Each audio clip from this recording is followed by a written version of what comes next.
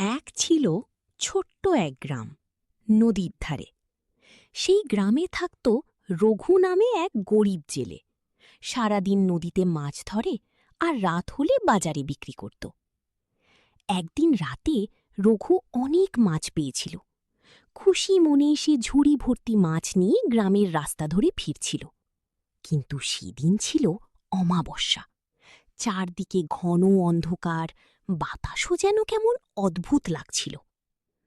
রঘু হাঁটতে হাঁটতে হঠাৎ খেয়াল করল তার পেছনে যেন কেউ হাঁটছে। কে ওখানে? রঘু ভয়ে জিজ্ঞেস করল। কোনো উত্তর নেই, শুধু পায়ের শব্দ। টুপ টাপ, টুপ টাপ। রঘু একটু দ্রুত হাঁটতে শুরু করল, কিন্তু আশ্চর্যের ব্যাপার, পিছনের শব্দও তত দ্রুত।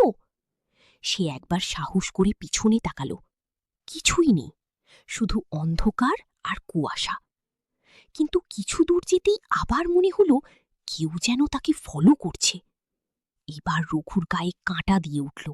সে দৌড়াতে শুরু করল। ঠিক তখনই হঠাৎ একটা ঠান্ডা বাতাস বয়ে গেল, আর তার ঝুড়ির মাছগুলো কেমন যেন নড়ে উঠল। রঘু থেমে গেল, ভয়ে কাঁপতে কাঁপতে আবার পিছনে তাকাল। এইবার সে দেখল একটা কালো ছায়া, মানুষের মতো, কিন্তু মুখ নেই, চোখ নেই, শুধু তাকে চেয়ে আছে। আমার মাছ দাও। কর্কশ আওয়াজ শোনা গেল। রঘু ভয়ে কাঁপতে কাঁপতে বলল, কে তুমি? ছায়াটা বলল, আমি এই মাঠের আত্মা। যারা রাতে এখানে আসে তাদের কিছু না কিছু রেখে যেতে হয়। রঘু বুঝে গেল এটা কোনো সাধারণ ব্যাপার নয়। সে ধীরে ধীরে ঝুড়ি থেকে কিছু মাছ নামিয়ে মাটিতে রেখে দিল। ছায়াটা ধীরে ধীরে এগিয়ে এলো, আর মুহূর্তের মধ্যে মাছগুলো উধাও। তারপর ছায়াটাও মিলিয়ে গেল অন্ধকারে। রঘু আর এক মুহূর্ত দেরি না করে দৌড়ে বাড়ি ফিরে গেল।